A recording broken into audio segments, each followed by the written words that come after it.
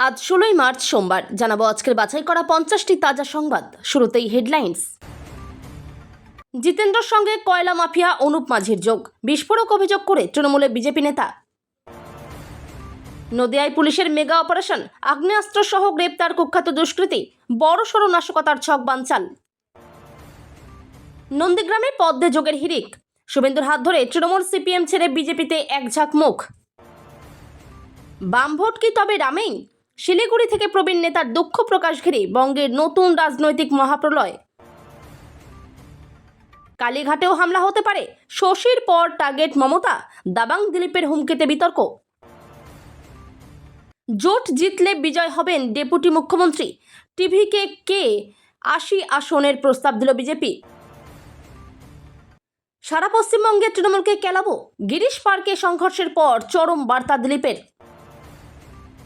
শুরু হয়ে গেল আলিপুরদুয়ারের স্বপ্নের সুইমিং পুল প্রকল্পের কাজ, 1 বছরেই শেষ করার টার্গেট। গ্যাসের আকালে আলিপুরদুয়ারে বন্ধ 2 জনপ্রিয় হোটেল, অন্যান্য রেস্তোরাঁরও ঝাঁপ বন্ধের আশঙ্কা। বিবেচনাধীন 24 লক্ষ ভোটার বিধানসভায় ভোট দিতে পারবেন না, বাংলার মর্যাদা নিয়ে রাজনীতি নয়, ভোটের মুখে অনুব্রত গড়ে বয়কট বিজেপি পোস্টার। পুরনো বিতর্কের জের, ব্রিগেডে প্যাটিস বিক্রি আটকালো পুলিশ, আলীর পাশে দাঁড়ালো বিজেপি কর্মীরা। বেছে বেছে খেয়ে নেব আপনার, মোদীকে সরাসরি চ্যালেঞ্জ কল্যাণের, চড়ছে শ্রীরামপুরের রাজনৈতিক পারদ। একই যোগদানকারীকে দুবার যোগদান, দুবরাজপুরে তৃণমূল নেতাদের মধ্যে ক্রেডিট নেওয়ার আজব লড়াই। সরকারি কর্মীদের জন্য বড় ঘোষণা মমতার, মিলবে বকেয়া ডিএ, পকেট গরম হবে মার্চ মাসেই। বাঙালি অপমানের বদলা নেবে, এবার 250 পার, ভোট ঘোষণা হতেই কুণালের হুঙ্কারে কাঁপছে বঙ্গ রাজনীতি। বাংলার 60 লক্ষ ভোটারের ভবিষ্যৎ কি? ভোট ঘোষণার সঙ্গে সুরাহার ইঙ্গিত কি দিলেন গণেশ কুমার? ভোট ঘোষণার আগেই রাজ্য পুলিশে বড় রদবদল, একাধিক ইন্সপেক্টর ও 12 থানার আইসি বদল নবান্নের। ভোট ঘোষণা হতে মমতার ক্ষমতা কমল, কোন 3টি কাজ আর করতে পারবেন না? ব্রিগেড সমাবেশের দিন গিরিশ পার্কে কেন্দ্রীয় বাহিনী ছিল না কেন? প্রশ্ন তুলে বিজেপির চিঠি কমিশনকে, কড়া পদক্ষেপের দাবি। নন্দীগ্রামের সঙ্গে ভবানীপুর, জোড়া কেন্দ্রে প্রার্থী হতে পারেন শুভেন্দু অধিকারী। বাংলায় ভোটের বাদ্যি বাজতেই বিস্ফোরক বিকাশ ভট্টাচার্য, নির্বাচন কমিশনের সিদ্ধান্তকে অসাংবিধানিক তকমা। 2 দফায় ভোট পশ্চিমবঙ্গে, বাকি রাজ্যগুলিতে 1 দফায়, কারণ জানালেন গণেশ কুমার। সরাসরি সংঘাতে কেন্দ্র রাজ্য, শিলিগুড়ি দার্জিলিংয়ের 2 আমলাকে ছাড়তে না, চিঠি দিয়ে শাহের মন্ত্রককে জানালো নবান্ন।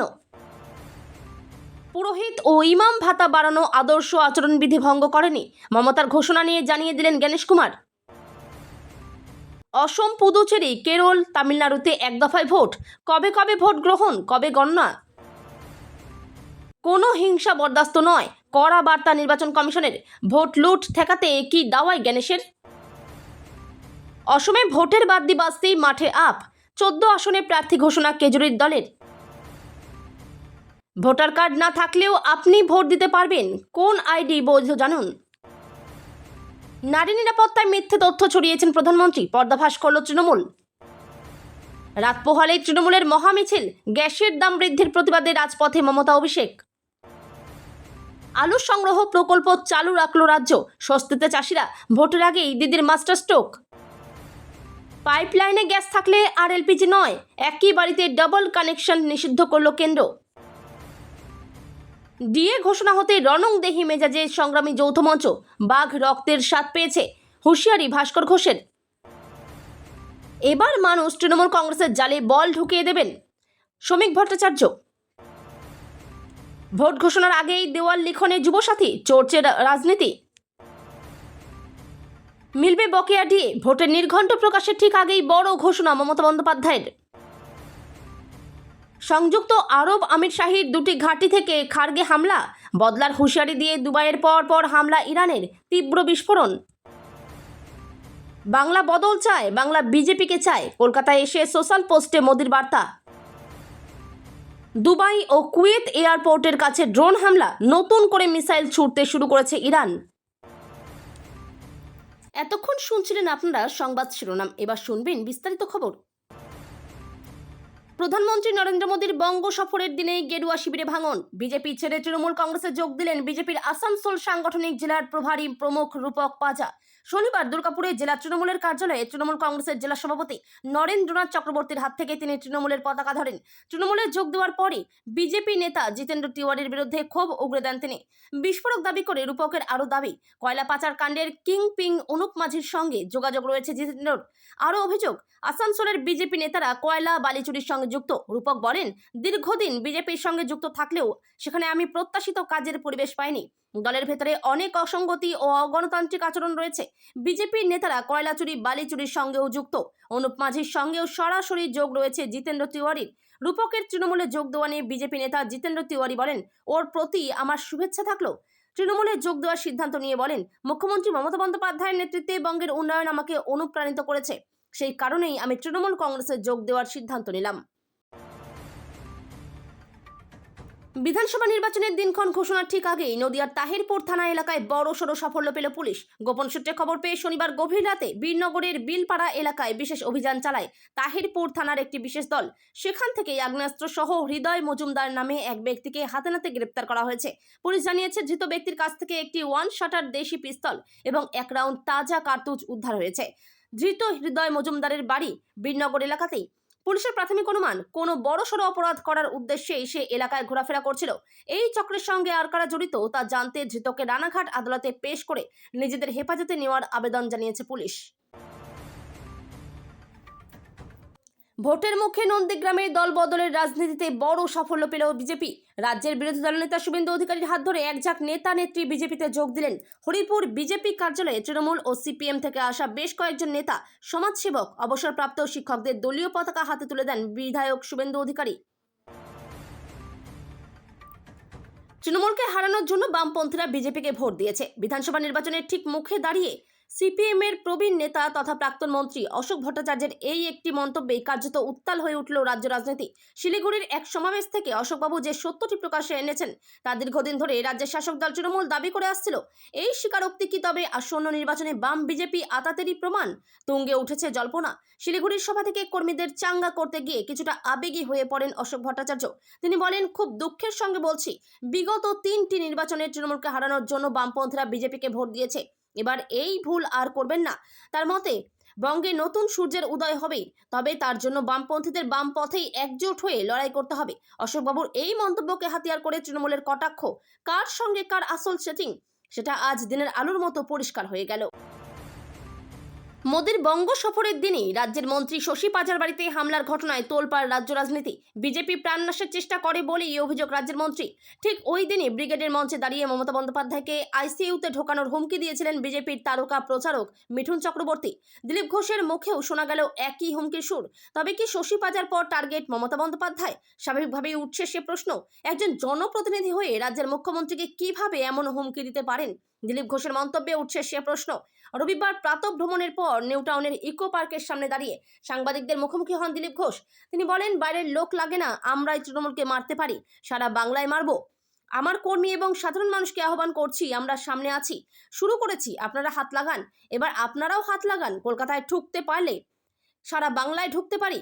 শশী পাজা নাটক করছেন, গুরু যেমন চেলাও তেমন। সুদীপ বন্দ্যোপাধ্যায়কে সিবিআই গ্রেপ্তারের সময় মব নিয়ে এসে পার্টি অফিস ভাঙচুর করেছিলেন।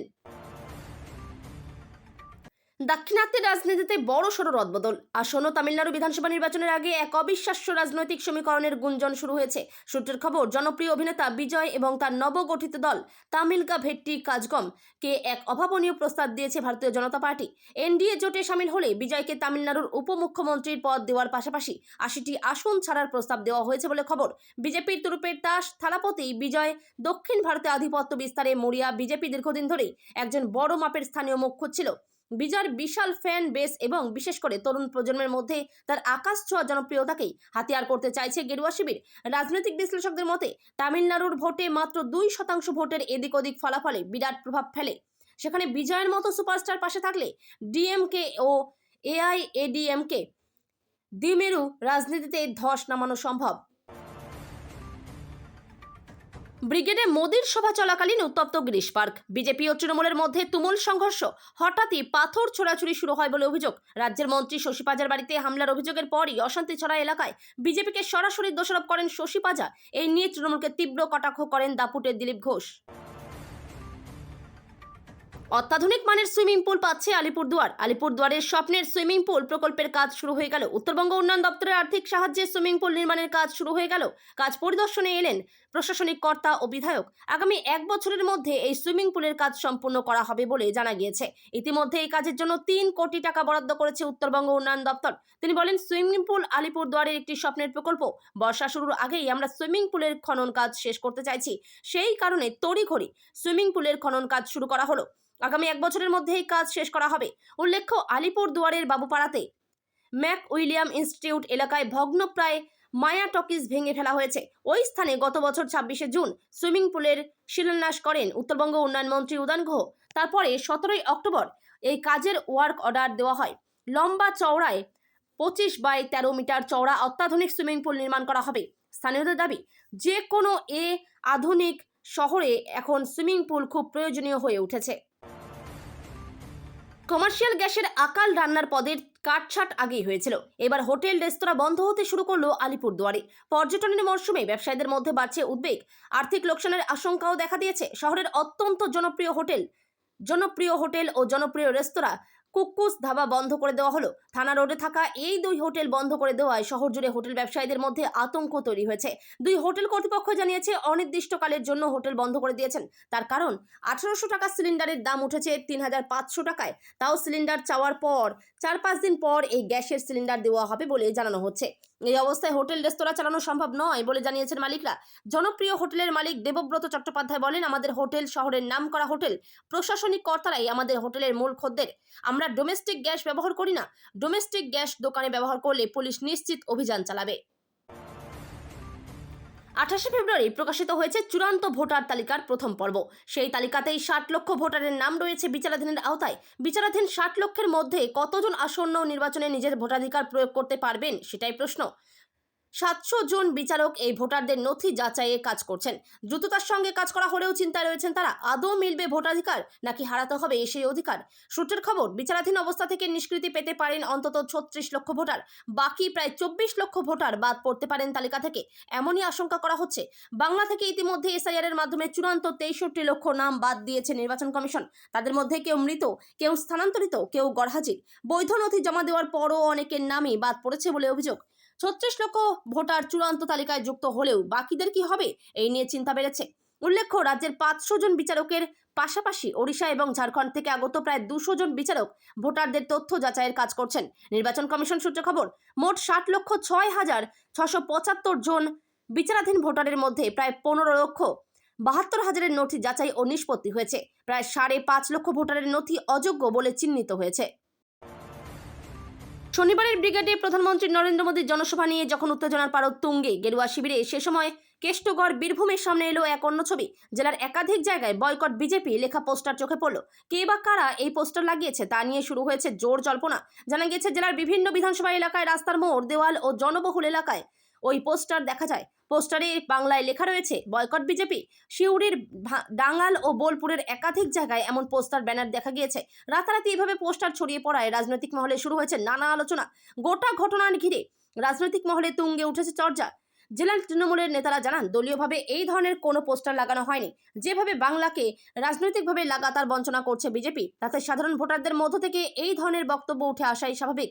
অন্যদিকে বিজেপির দাবি, সরাসরি রাজনৈতিক লড়াইয়ে পেরে না উঠে এখন আড়াল থেকে লড়াই করার চেষ্টা করছে তৃণমূল। এদিন বোলপুর সুপার মার্কেট সংলগ্ন বকুলতলা, বোলপুর থেকে শান্তিনিকেতন যাওয়ার রাস্তার ধারের বাজার এলাকা, স্টেশন সংলগ্ন সহ শহরের একাধিক জায়গায় এই পোস্টার চোখে পড়ে। ব্রিগেডের ময়দানে প্রধানমন্ত্রীর সভাকে ঘিরে যখন হাজার হাজার মানুষের ভিড়, তখনই সামনে আসে এক অন্য ঘটনা। চিকেন প্যাটিস বিক্রি ঘিরে পুরনো বিতর্ক যেন আবার মাথাচাড়া দিয়ে উঠল। ঘাটাল থেকে প্যাটিস নিয়ে আসা এক বিক্রেতাকে বিক্রি করতে বাধা দেওয়ার অভিযোগ উঠল পুলিশের বিরুদ্ধে। আর সেই ঘটনাকে কেন্দ্র করে বিজেপি সমর্থকদের একাংশের প্রতিক্রিয়াও সামনে আসে।